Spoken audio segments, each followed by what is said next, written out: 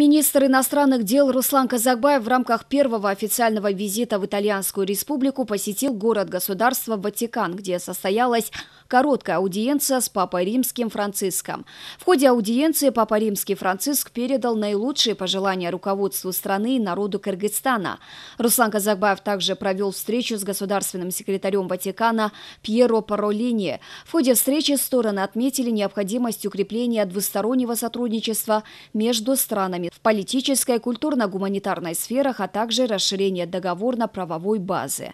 Стороны также обменялись мнением по международной и региональной повестке дня в контексте сохранения мира и стабильности. Отдельно обсуждены вопросы межрелигиозной толерантности, в частности, особое внимание было уделено вопросам в сфере образования. По итогам встречи стороны выразили взаимную готовность в развитии кыргызско-ватиканских отношений по направлениям, представляющим взаимный интерес.